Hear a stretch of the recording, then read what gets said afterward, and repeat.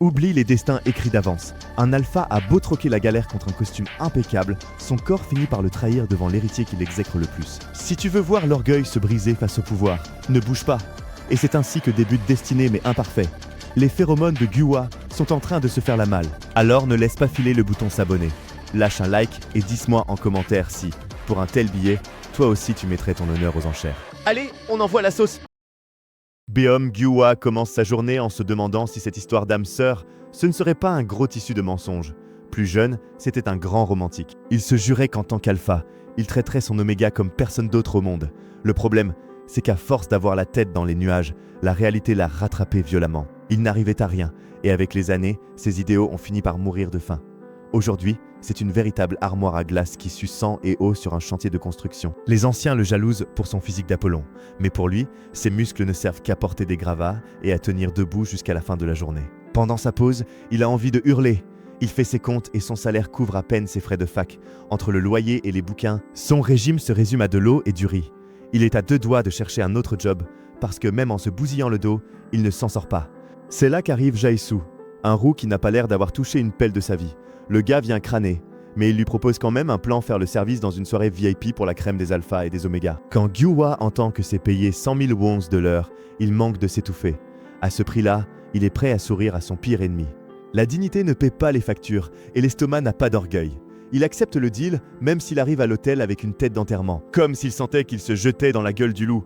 Un souvenir du passé lui revient et le tend comme une corde de piano. Mais aujourd'hui, c'est le portefeuille qui commande. Il va falloir la mettre en veilleuse. Il enfile l'uniforme, s'ajuste et entre dans la salle. L'endroit pue le fric, il sent déjà que la soirée va être interminable. À peine a-t-il commencé qu'une héritière en mal de sensation le repère. Elle ne tourne pas autour du pot et l'aborde pour lui proposer un verre après son service. Gyuwa tente de rester pro et décline, même s'il voit bien que cet oméga a les poches pleines et une aura difficile à ignorer. Soudain, l'atmosphère devient pesante. L'odeur des omégas le frappe en plein estomac et il a l'impression qu'il va vomir sur le champ. Incapable de retenir une nausée fulgurante, il file vers les toilettes, plantant là sa cliente en plein milieu de sa phrase. Sur le chemin, il ne calcule personne. Jaesu et ses potes en profitent pour ricaner avoir une gueule d'ange. C'est bien beau, mais ça ne remplit pas le frigo. Le pauvre, il a commencé la journée du mauvais pied et ça ne fait qu'empirer. Enfermé dans les toilettes, Gyuwa est en sueur. Il ne comprend absolument pas ce qui lui arrive jusqu'à ce que deux commères entrent et lâchent la bombe. Han Jeongwoo, l'héritier du groupe Sean, est présent à la fête. Le sang de Gyuwa ne fait qu'un tour. Les souvenirs le percutent de plein fouet, il décide que le chèque ne vaut pas une telle angoisse. Il doit disparaître avant d'être repéré. Mais au moment où il ouvre la porte pour s'éclipser, il tombe nez à nez avec l'héritier aux cheveux blancs. Le type le reconnaît immédiatement et le salue avec une assurance qui fait froid dans le dos. Gyuwa sent son cœur s'arrêter. Le blond le dévisage avec le sourire de celui qui vient de retrouver son jouet préféré et qui pense déjà à comment le briser à nouveau. Il reste pétrifié, réalisant qu'il ne reste plus rien du garçon sympathique qu'était Jeongwoo autrefois. Sans détour, l'autre lui pose la question la plus déplacée du monde, il lui demande s'il est en chaleur. Gyuwa bouillonne de chaleur et prend ça pour une insulte. C'est un alpha, merde, ce genre de truc, c'est pour les omégas, pas pour lui. Ses jambes ne le portent plus. Il vacille comme s'il rentrait de boîte au petit matin. L'héritier le rattrape au vol avant qu'il ne s'étale par terre, profitant de l'occasion pour scruter de près ce qui cloche chez lui. Jeongwoo reste de marbre. Il passe en mode technique et l'avertit que ses phéromones sont en train de saturer l'air. Il lui faut un suppresseur, et vite. Mais Gyuwa refuse d'écouter les conseils de ce type. Il le repousse violemment et lui hurle d'arrêter de dire des conneries. Il est persuadé de son rang, mais son corps semble avoir oublié le mode d'emploi. Pauvre vieux, il n'a aucune idée de ce qu'il attend. Le gamin est en miettes. Entre la sueur qui perle et ses dents serrées, il ne tient encore debout que par miracle, car la simple aura de Jeongwoo est en train de le foudroyer de l'intérieur. L'héritier tente de le rattraper pour lui éviter de s'éclater le crâne contre le carrelage, mais le jeune homme s'effondre net, là, en plein milieu des toilettes, comme si on venait de lui couper le courant d'un coup sec. C'est une épave humaine qui lutte pour chaque bouffée d'air. Jeongwoo sait qu'ils ne peuvent pas se donner en spectacle ici. Il l'embarque donc vers sa suite avant qu'un curieux ne pointe son nez. Gyuwa est totalement à l'ouest, la tête en vrac, et se demande si c'est possible de devenir un oméga du jour au lendemain. Il n'arrive pas à imprimer qu'il finit vautré sur le lit du type qu'il déteste le plus au monde, tout en essayant de ne pas tourner de l'œil. Le gosse de riche cherche un suppresseur dans sa trousse de secours pour stopper la crise, mais l'orgueil de Gyuwa s'avère bien plus coriace que sa propre biologie. D'une manchette, il envoie valser le cachet, comme si on essayait de lui faire gober du poison pur. Le gars préférerait s'immoler par le feu, plutôt que d'accepter un remède sortant des labos de la famille Han. Il s'accroche à sa dignité alors que son corps tombe en ruine. Un vrai génie des priorités. Il est hors de lui, hurlant qu'il a été un alpha toute sa vie et qu'il y a forcément anguille sous roche. il est persuadé que Jong-gu a balancé ses phéromones exprès pour lui jouer un sale tour. Jong-gu le dévisage avec un mépris total. Il n'en revient pas qu'on l'accuse d'un coup aussi bas, alors qu'il essaie juste de sauver la mise à un type qui lui aboie au visage. Gyu-hwa continue de se débattre comme un beau diable, ressortant de vieilles rancœurs sur la disparition soudaine de l'autre pour ne pas admettre que son corps a déjà déposé le bilan. Il a le culot de vouloir rentrer chez lui, alors qu'il ne tiendrait pas 2 mètres sans embrasser le trottoir. Le blondinet le stoppe net, sachant qu'il ne tiendrait pas un round dehors, mais la mule sans tête. Il lui lance des regards chargés d'une haine absurde, l'accusant de vouloir profiter de la situation alors que c'est le seul qui l'a empêché de s'étaler dans le couloir. Jong-gu en a assez de jouer les bons samaritains. Il s'impose et remet les pendules à l'heure. Il n'a jamais utilisé ses phéromones. S'il l'avait fait, le gamin serait déjà à genoux en train de supplier, et pas pour une augmentation. Pour qu'il saisisse bien la nuance, il lui chope le visage et lui offre une petite démonstration gratuite de ce qu'est le vrai pouvoir. Il relâche toute la lourdeur de sa présence sur lui, et Gyu-hwa se fige. L'air devient soudain de plomb. Il en a la chair de poule et comprend à la dure qu'il n'avait aucune idée de ce qu'est un véritable alpha. Le voilà totalement à sa merci, tremblant et incapable de respirer, sentant son corps redémarrer de force pendant que son monde s'écroule. Pendant ce temps, dans la salle de réception, l'ambiance est tout aussi pesante, mais pour les affaires. Le patriarche de la famille Han bout de rage parce que son fils prodige s'est volatilisé juste avant le discours du président. Il n'a d'autre choix que de ravaler sa fierté et de poursuivre le show avec Jong-gu, l'autre frère, le genre de type qui vous tient la main pendant que vous vous noyez, juste pour être sûr que vous ne remontiez pas. Le gars sait que la voix est libre et il n'a pas l'intention de gâcher une seule seconde de temps d'antenne. L'atmosphère est électrique au gala du groupe Sehan. Tout le monde retient son souffle pour savoir qui héritera du trône.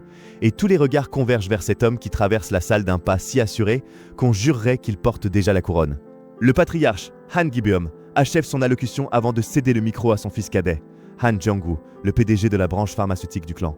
Jeong-gu monteux sur l'estrade, affichant une arrogance qui frise l'indécence. Il entame son discours, rodé devant la glace, remerciant son père, avec son sourire le plus hypocrite, quand soudain, il lâche une bombe. Il déclare refuser le poste tant qu'il n'aura pas consulté son frère aîné. Il joue la carte de l'humilité devant les caméras, profitant de l'absence de l'autre pour passer pour le grand seigneur de l'histoire. Le vieux manque de faire une attaque en plein direct face à cet affront, regardez-le. Il est hors de lui pendant que ses hommes tentent de sauver les apparences devant les invités. Jeong-gu jure vouloir une compétition saine et honnête, mais dans ce milieu, l'honnêteté n'est qu'une façade pour la galerie. Pourtant, pendant qu'il fait son numéro sur scène, les choses deviennent bien plus sérieuses dans l'intimité d'un salon privé. Il devrait faire attention à ce qu'il souhaite, car le type aux cheveux blancs lui a bien fait comprendre qu'il n'est pas prêt d'oublier cette soirée. Gyu-hwa est à bout de force.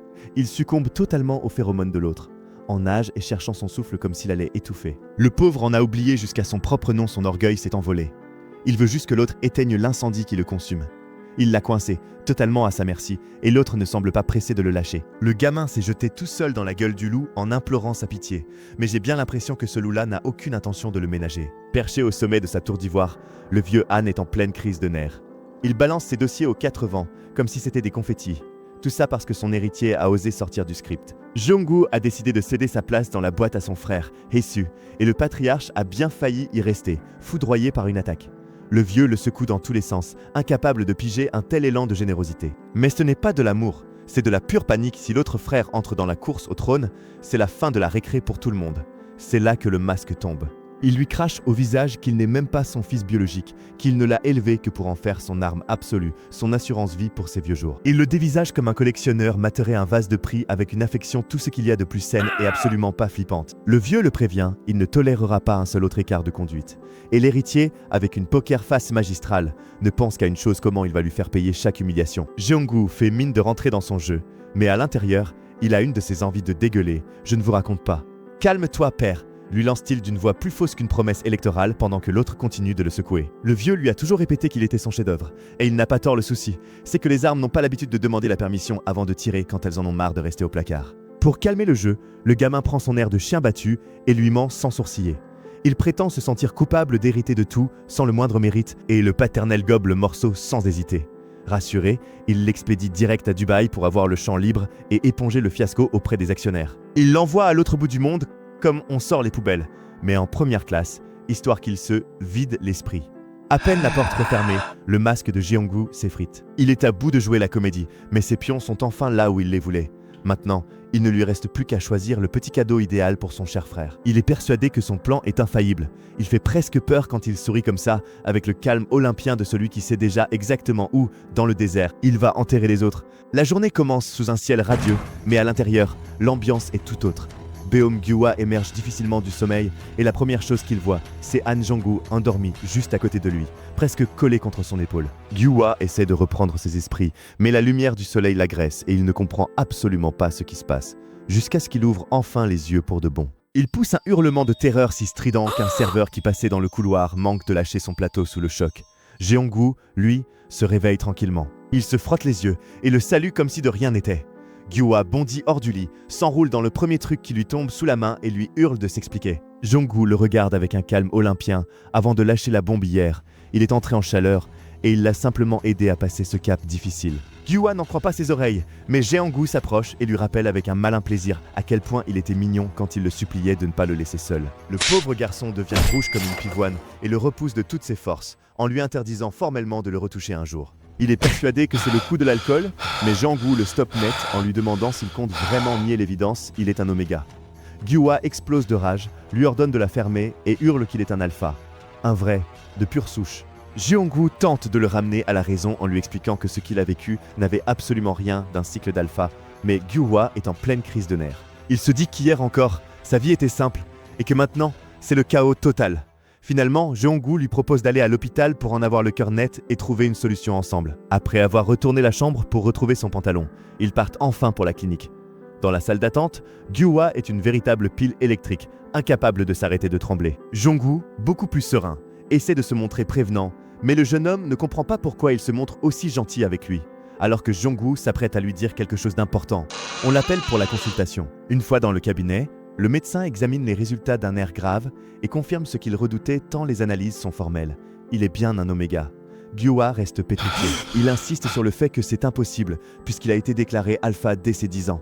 Mais le docteur lui explique qu'il s'agissait forcément d'une erreur de diagnostic, car la biologie ne ment pas et un alpha ne se transforme pas en oméga par magie. Gyuhwa s'enfonce dans son siège, totalement anéanti par la nouvelle. Il commence à se rappeler que ces derniers jours, l'odeur des phéromones lui était devenue insupportable, mais entre le boulot et la fatigue, il n'y avait pas prêté attention. Désormais, il n'a plus d'autre choix que d'accepter que sa vie vient de basculer à tout jamais. Gyuhwa presse le pas, priant pour que la terre s'ouvre sous ses pieds, tout plutôt que de croiser le regard de cet héritier. Mais Jeong-gu ne l'entend pas de cette oreille et lui colle au basque comme un petit chien. Il lui attrape brusquement le bras et hurle son nom en pleine rue, sans la moindre discrétion. Le mec ne doute de rien.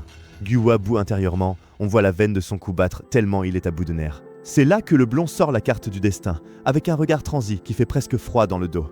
Gyuhwa en a des frissons de dégoût. Quelle peau de colle, c'est pas possible. Il se retourne et le somme de se mêler de ses oignons. Partenaire du destin ou pas, il n'a aucune intention de finir enchaîné à lui. L'héritier commence alors à jouer les victimes et lui reproche d'avoir été le premier à s'évaporer à l'époque où ils étaient proches. Ils ont clairement un passif, mais pour Gyuhwa, cette page est tournée depuis une éternité. Il reste sans voix un instant, et Jeong-gu en profite pour lui caresser la joue avec une familiarité qu'il n'a jamais autorisée. Mais le serveur ne se laisse pas démonter. Il lui balance en pleine face qu'il a arrêté de gaspiller ses sentiments pour des ordures dans son genre depuis bien longtemps. Il l'a littéralement achevé. Le type lui saisit les épaules, exigeant des explications, quand soudain, le téléphone de Gyuhwa se met à vibrer dans sa poche. C'est un message de la banque, il est officiellement à découvert. Le fil rouge du destin, c'est bien joli, mais ça ne paie pas le loyer. Alors que ses créanciers lui soufflent dans le cou, Jeong-gu insiste avec son passé qui ne remplit pas le frigo. Voyant que quelque chose cloche, il lui demande qui l'appelle. Mais Gyuhwa n'a pas le temps de gérer ses crises de jalousie. Il l'envoie balader sans ménagement s'il ne veut pas finir à la rue, il doit aller bosser. Nostalgique, Jeong-gu lui reproche d'être devenu si aigri, ignorant totalement que la vie ne l'a pas épargné. « Tu as tellement changé, tu n'es plus du tout celui que j'ai connu », lâche le blond, pendant que l'autre retient ses envies de lui refaire le portrait d'une baffe. Jeong-gu prend un air grave et décrète que tout est de la faute du père de Gyuhwa, que c'est à cause de lui que sa famille a tout perdu et qu'ils ont dû déménager. Le jeune homme reste pétrifié, non pas par culpabilité, mais par une rage sourde. Il se retourne et lâche une bombe qui laisse l'héritier sur le carreau. Cet homme dont il parle n'est pas son père. L'ambiance se glace instantanément. Le mythe de la famille parfaite est en train de voler en éclats. Pendant ce temps, à l'aéroport, un homme débarque dans un costume qui coûte plus cher que tout le quartier. C'est Aesu, le frère de Jong-gu. Sauf que leur arbre généalogique est un sacré sac de nœuds, ils n'ont en commun que leur nom de famille. Jeong-gu et Aesu n'ont aucun lien de sang. Le frère, qui semble être le seul à bosser dans cette famille, répond au vieux qui cherche désespérément son autre bon à rien de fils. Le père est hystérique parce que le blond est introuvable pour organiser une réception et ne donne plus signe de vie. Aesu, avec un calme olympien, accepte d'aller le récupérer pour voir dans quel nouveau pétrin son frère s'est encore fourré. De toute façon, il avait justement 2 mots à lui dire. C'est quoi cette fin de dingue? L'arbre généalogique, c'est devenu un tel sac de nœuds que même Google Maps n'arriverait pas à s'y retrouver. Comme c'est pas le fil rouge du destin qui va payer mon loyer, lâchez un like pour que l'algorithme ne me foute pas à la rue. Abonnez-vous pour ne pas rater la suite et dites-moi en commentaire quel autre manhwa vous voudriez voir par ici. Allez, à plus! Gyua est complètement pétrifié. Il vient d'apprendre que le vieux débris qui a bousillé sa vie n'est même pas son père biologique. Toutes ces années de galère et de traumatisme pour rien.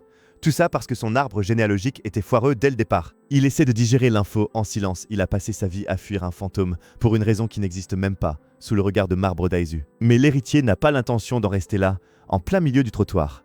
Il l'invite chez lui pour finir cette discussion au calme. Gyua hésite. On voit qu'il n'a qu'une envie. C'est de se barrer loin de ce bourbier, mais la fatigue finit par l'emporter et il grimpe dans la voiture. Il démarre. Le silence dans l'habitacle est pesant, presque étouffant, alors que Gyua se demande à quel moment sa vie est devenue un tel chaos. Et Su, lui, semble totalement indifférent à la tension ambiante. Il conduit avec un flegme olympien, comme s'il ne venait pas de lâcher une bombe atomique sur les origines de son passager. Soudain, sans prévenir, Azu commence à l'interroger sur sa vie privée. Il lui demande s'il a un vrai boulot, un peu comme s'il passait son CV à la moulinette en pleine autoroute. Gyua prend sur lui et lui explique patiemment qu'il n'est qu'un simple étudiant qui survit grâce à un petit job à mi-temps. Il lui fait bien comprendre qu'il doit se battre pour s'en sortir, car tout le monde n'est pas né avec une cuillère d'argent dans la bouche. Il s'avère qu'ils ont même fréquenté la même fac, même si Gyua ne l'a jamais croisé sur le campus. C'est flagrant même s'ils ont foulé le même sol, ils vivent dans des mondes diamétralement opposés. Ils arrivent enfin devant un immeuble de grand standing, mais le répit sera de courte durée pour Gyua. Avec un culot monstre, Haesu lui annonce qu'il a une urgence et qu'il doit s'absenter. Comme ça, sans prévenir. Cash. Il le plante là comme un meuble qu'il viendrait d'acheter, lui balance le code de l'appart et redémarre en trombe. Gyua reste seul à bouillir intérieurement. Il a une envie folle de l'envoyer balader, mais il sait que c'est peine perdue. Avec les bras longs qu'a ce type, il se ferait rattraper avant même d'avoir atteint le coin de la rue. Il se décide alors à en finir une bonne fois pour toutes. Il va lui donner 2-3 réponses vagues, expédier l'affaire et disparaître à jamais. Il se persuade que le destin peut bien raconter ce qu'il veut. S'il décide de l'ignorer, l'autre finira bien par lâcher l'affaire. Le problème, c'est qu'en remontant le couloir, il tombe nez à nez avec la dernière personne qu'il s'attendait à voir, Han Jang-woo, son premier amour d'enfance. C'est vraiment pas le moment de jouer la carte de la nostalgie, alors que sa vie est déjà un désastre total. Il est tellement perdu dans ses pensées qu'il ne réalise pas qui se tient devant lui avant de lever les yeux. Et là, son nom lui échappe par pur réflexe. Réalisant sa gaffe, il tente de s'esquiver en vitesse, mais entre le stress et son manque total d'instinct de survie, il finit par tout faire tomber par terre. Jeongwoo le rattrape par le bras avant qu'il ne s'enfuit. Mais à sa grande surprise, il n'a pas l'air fâché du tout. Au contraire, il l'enlace avec une joie débordante, s'exclamant que ça fait une éternité qu'ils ne se sont pas vus. Gyua reste de marbre, essayant de comprendre ce changement du gamin timide de ses souvenirs. Il ne reste absolument rien. Il a devant lui un homme d'une assurance presque intimidante, pour ne pas dire flippante. Gyua ne sait plus où se mettre et bafouille qu'il passait juste dire bonjour à un ami, mais l'autre lui décoche un sourire de vainqueur et le traite comme s'ils étaient les meilleurs amis du monde. Jong-woo est beaucoup trop décontracté à son goût, et il finit par lui demander, avec le plus grand naturel, comment il se fait qu'il connaisse le code de l'appartement d'Aizu. Alors que Gyua espérait encore pouvoir s'en sortir, la tension devient soudainement palpable. Jong-woo se rapproche, le fixe intensément et lui demande sans détour quelle est cette odeur si particulière qui émane de lui. Le type a le flair tellement aiguisé qu'il a grillé son parfum d'oméga à des kilomètres, et il le lui confirme en pleine face pour dissiper tout doute. Gyua reste muet, rouge comme une pivoine, son secret totalement exposé. Cette fois, c'est vraiment la fin. Jeongwoo le lance un regard lourd de sens, celui d'un homme qui a déjà gagné la partie avant même d'avoir joué son premier coup. Il lâche alors la petite phrase qui le glace sur place. Gyua tente de jouer les durs en prétendant être un alpha pur jus, mais l'autre n'est pas né de la dernière pluie. Il va droit au but et lui balance qu'il a beau se gaver de suppresseurs. Son odeur d'oméga se sent à des kilomètres à la ronde. C'est la panique totale. Le gamin réalise qu'il a creusé sa propre tombe en faisant tomber ses cachets tout à l'heure. Il n'a plus nulle part où se cacher. L'héritier ne lui laisse aucun répit et lui demande de but en blanc si c'est Haesu qui s'est occupé de lui quand il est entré en chaleur. Gyua décompose. Il réalise que ce type est au courant de tout et possède le dossier complet sur ses secrets les plus intimes. Jong-woo finit par se lasser de cette mise en scène en plein milieu du couloir. Il l'attrape fermement et l'entraîne de force dans la chambre, sans même demander son reste.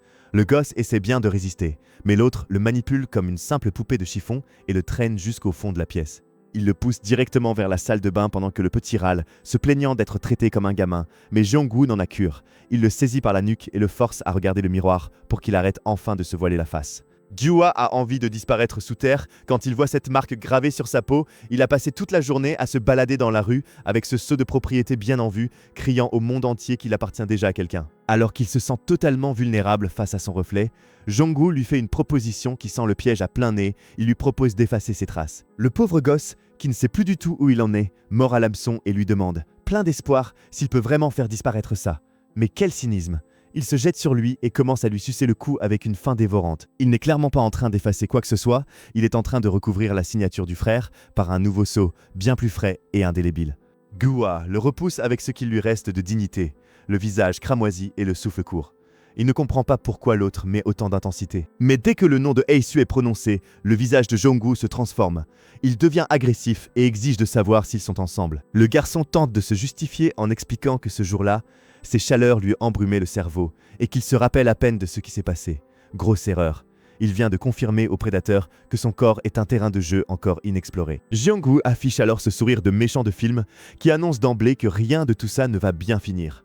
L'atmosphère devient d'un coup pesante quand l'héritier relâche toute sa présence d'alpha. Gyua sent l'air lui manquer, ses jambes flanchent et se mettent à trembler.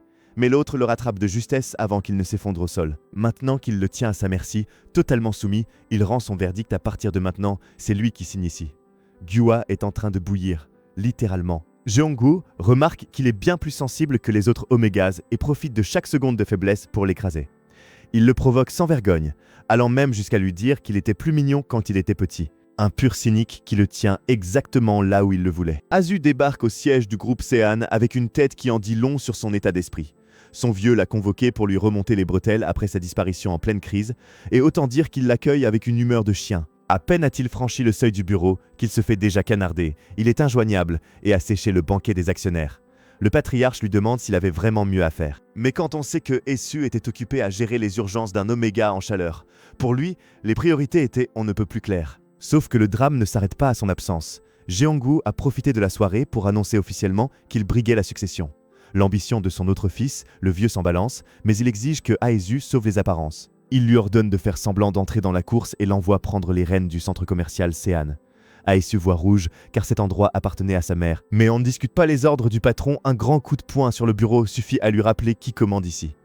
Le gamin finit par baisser la tête et accepte la sentence, complètement lessivé. Mais avant qu'il ne puisse s'éclipser, son père lâche une bombe comme il ne répondait pas. Il a envoyé Jong-gu le chercher directement chez lui. Le vieux vient de jeter le loup dans la bergerie, là où Haesu a laissé Gyua sans surveillance. Haesu devient livide et détale du bureau comme si sa maison brûlait, priant pour arriver avant que tout ne parte en vrille. Il sait pertinemment que si ces deux-là se croisent, ça va être un carnage. Quand Haesu rentre enfin, il est d'une humeur exécrable. Il plaque Gyua contre le mur et commence à lui faire une scène, lui reprochant de ne pas l'avoir choisi, lui se comportant comme un gamin capricieux qui refuse de perdre son jouet. Il est tellement hors de lui qu'il ne voit pas que la situation a déjà dérapé, et tout bascule quand Jong-gu surgit dans la pièce. Jong-gu entre en fronçant le nez, dégoûté par l'odeur étouffante de phéromones qui saturent l'air. Sans perdre un instant, il attrape Haesu par la cravate et lui demande ce qu'il lui prend d'asphyxier ce pauvre Gyua avec son odeur. Le voilà qui joue les gardes du corps alors qu'il était le problème, il y a 5 minutes. Il lui balance en pleine figure que le petit sort tout juste de l'hôpital et qu'il a besoin de calme. Pas de voir son frère marquer son territoire de façon aussi pathétique. Azu tente de bafouiller qu'il ne faisait que s'amuser, mais son frère ne trouve pas ça drôle du tout. La tension est à son comble, prête à exploser, jusqu'à ce que Gyua sature de n'être qu'un spectateur dans ce combat de coq. Il pousse un cri qui les stoppe net et les prévient s'il continue à se rentrer dedans comme ça, il se casse sur le champ. Il est à bout de nerfs face à ces deux spécimens. Azu le retient d'un coup sec avant qu'il ne franchisse la porte et finit par lâcher le morceau. Désespéré, il avoue qu'il a agi ainsi parce que Gyua est son partenaire lié par le destin. Jong-gu reste figé, le cerveau en surchauffe, essayant de digérer la nouvelle. Le destin leur a imposé le lien le plus puissant qui soit, et voilà que la lutte pour le trône et pour l'Oméga vire au cauchemar absolu. JB reste pétrifié, le temps de digérer l'info son propre frère, et ce type aux cheveux blancs sont des âmes sœurs. Jong-gu, avec un calme olympien absolument exaspérant, confirme qu'il l'a appris à l'hôpital et qu'avant ça, il n'en avait pas la moindre idée. Mais Gyua pète un câble instantanément. Il l'agresse, furieux que l'autre ait lâché la bombe sans prévenir, alors qu'il lui avait formellement interdit d'aborder le sujet. Jeonggu tente de se justifier en disant qu'il ne pouvait pas cacher un truc pareil, mais Gyuhua est déjà à 2 doigts de tout envoyer valser. Il se détourne, excédé, laissant apparaître cette marque dans son cou. Une trace qui ne laisse aucun doute sur ce qu'il s'est passé entre eux. Gyuhua ne sait même plus comment gérer ce type. Alors il décide de trancher dans le vif et lui balance qu'il n'en a strictement rien à foutre de leur destin. Regardez-moi JB, il affiche ce sourire de méchant de mélo qui savoure de voir tout le monde s'écharper. Il joue les innocents et sort que c'est une super nouvelle, qu'il faut fêter ça, vu qu'ils ont toujours été proches après tout. Quel type insupportable. Gyuwa est en plein bug, il se demande s'il est le seul à être resté coincé dans le passé pendant que l'autre le regarde comme si de rien n'était. C'en est trop, il doit couper les ponts immédiatement et foutre le camp d'ici. Il repousse sa main d'un geste sec, il s'assure encaisser autant d'hypocrisie, en une seule après-midi, l'a totalement vidé. Jeongu essaie de le retenir, mais Gyuwa ne supporte plus leur cirque et leur hurle de le lâcher une bonne fois pour toutes. Jeongu reste planté là, se frottant la main comme s'il venait de recevoir un coup fatal. Le voilà qui joue les tragédiens en s'excusant, jurant qu'il s'inquiétait juste pour lui. Gyuwa ne sait même plus quelle tête faire devant un tel mélodrame. Jeongu se précipite sur lui pour examiner sa main, hurlant d'inquiétude de peur que le garçon ne se soit blessé en le frappant. Gyuwa reste muet, sidéré de voir comment l'autre a pu redescendre en pression en une seconde pour lui demander pardon. À bout de patience, il le supplie de le ramener chez lui avant que son cerveau ne finisse de griller complètement. L'autre, avec son petit gilet, reste en retrait avec son air hautain, profitant du spectacle comme s'il était au ciné. Le pire, c'est que Gyuwa commence à culpabiliser, il s'en veut de s'inquiéter de savoir si l'autre s'est fait mal. Jeongu lui scrute la main avec une intensité ridicule, cherchant une trace de coups inexistante. Pour lui, le moindre contact est un drame, alors que la seule chose blessée ici, c'est son ego. Il se dégage, nerveux, en lui jurant qu'il va très bien et qu'il veut juste partir. Il se décide enfin à bouger, et ce cynique de frère leur lance un au revoir avec un petit sourire qui ne présage rien de bon. Gyuwa répond sèchement et grimpe dans la voiture, essayant d'ignorer que ses propres pensées se retournent contre lui. Jeongu se contente de conduire en silence, et le ramène sans dire un mot, respectant pour une fois l'ambiance pesante qui s'est installée. Gyuwa est chez lui, s'enfilant des verres d'eau comme s'il traversait le Sahara. Mais cette chaleur qui le consume n'a rien à voir avec la météo. Les suppresseurs ne lui font absolument plus rien, et il commence à paniquer, ne comprenant plus ce qui arrive à son propre corps. Après quelques recherches sur le net, il se prend la réalité en pleine face quand la médecine lâche l'affaire. La seule façon de ne pas finir en cendres, c'est d'être proche de son alpha lié. En gros, son propre organisme le trahit et le force à aller ramper vers ASU. Il sait pertinemment qu'il se jette dans la gueule du loup, mais avec un corps dans cet état, il n'a plus le choix. Plutôt que de continuer à se terrer, il enfile sa veste avec une détermination qu'il n'avait pas ressentie depuis une éternité. Si pour s'en sortir, il doit aller chercher le remède directement chez l'ennemi, qu'il en soit ainsi. Sur le chemin, les souvenirs de leur enfance remontent, une époque où la vie n'était pas encore ce champ de ruines. Ils étaient 3 amis inséparables, les rois du monde, car le père de Gyuwa travaillait pour la famille Han. À l'époque, persuadés qu'ils finiraient tous alpha, ils partaient en vacances ensemble comme une seule et même famille parfaite. Mais l'idylle a tourné court à cause du patriarche Han, une véritable ordure. Il a voulu voler un projet de suppresseur au père de Gyuwa et devant son échec, a décidé de briser sa vie par pure méchanceté.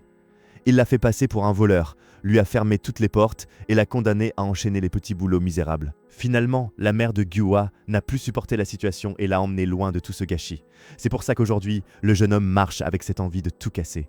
Il prétend ne pas en vouloir au fils, mais retourner là-bas, c'est un peu comme aller à l'abattoir de son plein gré. Le seul point positif, c'est qu'il n'a plus de famille à protéger, ni rien à perdre, il fonce dans le tas tout en essayant de digérer le fait que Aesu et l'autre type ne sont même pas frères. Difficile de ne pas les détester quand on sait que leur père a ruiné les siens, mais alors qu'il est perdu dans ses pensées, un cri le sort brutalement de sa bulle. C'est Jaizu, un rouquin qui a la tête du gars prêt à vous péter les genoux pour une dette imaginaire. Il est hors de lui parce que Gyuwa a disparu de la circulation et l'a planté pour un job de serveur qu'il lui avait dégoté. Il le prend tellement mal qu'on croirait que Gyuwa a vidé son compte en banque juste pour un service manqué. Gyuwa essaie de bafouiller des excuses, mais le rouquin ne veut rien entendre. Persuadé qu'on lui a manqué de respect, il commence à libérer ses phéromones d'alpha en pleine rue pour marquer son territoire. C'est un coup bas, surtout que Gyuwa est déjà à bout de force à cause du manque de suppresseurs, et cette odeur le percute comme un 38 tonnes. Le type l'attrape par les fringues et commence à le traiter comme un moins que rien, balançant qu'il a un bien joli visage pour quelqu'un d'aussi mal élevé. Gyuwa tremble, au bord de l'évanouissement, tandis que les passants murmurent, mais personne ne lève le petit doigt pour intervenir. Alors que l'agresseur se croit déjà le maître du pavé, une main vient stopper son bras net. Un type encapuchonné surgit de nulle part et le remet en place, lui demandant s'il a été élevé dans un zoo pour lâcher ses phéromones ainsi en public. C'est Han Jeongu qui se décide enfin à se rendre utile. Jeongu le dévisage avec un sourire, le genre de sourire qui te fait comprendre qu'il est déjà trop tard pour s'enfuir. Mais le rouquin insiste, traitant Gyuwa de traîné, qui ne cherche que les mecs friqués, allant même jusqu'à lui demander son tarif. Jeongu se tait un instant et répète ces mots d'un ton à vous glacer le sang. Le gars vient de gagner le gros lot, et Jeongu a très envie de lui remettre son prix en personne. Jae-soo comprit immédiatement qu'il s'était attaqué à la mauvaise personne. La présence de Jeong-gu était imposante et la pression si dense que même l'air devenait lourd. Au milieu, Gyu-hwa était coincé entre des suppresseurs inefficaces et les phéromones de l'autre.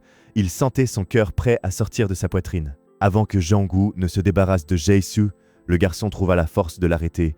Il lui demanda d'arrêter, que ça ne valait pas la peine de se battre dans la rue pour un type pareil. Étonnamment, il l'écouta.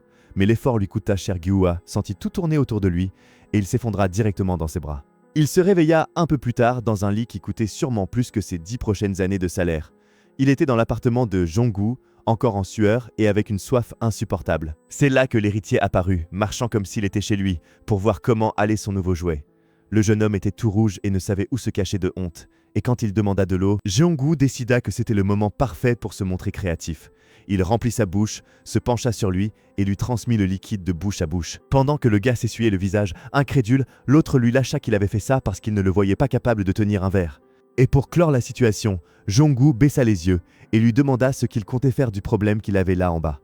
Il se trouve que, malgré tout le stress, le corps de Gyu-hwa avait décidé de réagir sans retenue. Gyu-hwa essaie de faire le dur en disant qu'il va s'en occuper seul, mais Jeong-gu le coupe net en lui demandant s'il compte se soulager là, devant lui. Le garçon ne sait plus où se mettre pendant que l'autre le regarde avec ce petit sourire de quelqu'un qui a déjà gagné la partie. Il essaie de le repousser pour prendre ses distances. Mais l'héritier sort immédiatement sa carte préférée pour appuyer là où ça fait mal à Aesu. Il lui demande si le problème c'est qu'il n'est pas Aesu. Gyu-hwa n'en revient pas qu'il sorte ce sujet maintenant. Il en a marre d'expliquer que ce qui s'est passé avec le frère était une erreur. Mais l'autre ne lui laisse aucun répit. Il lui fait remarquer que là non plus, il n'est pas très lucide et passe directement à la tactique d'intimidation. Il l'avertit que s'il sort dans la rue dans cet état, n'importe quel alpha profitera de lui avant même qu'il n'atteigne le coin de la rue, un avertissement très noble de sa part, sachant que le seul prédateur dans la pièce est justement celui qui lui tient le visage. Le gars reste figé devant un tel cynisme et Jeong-gu profite du choc pour se rapprocher à nouveau.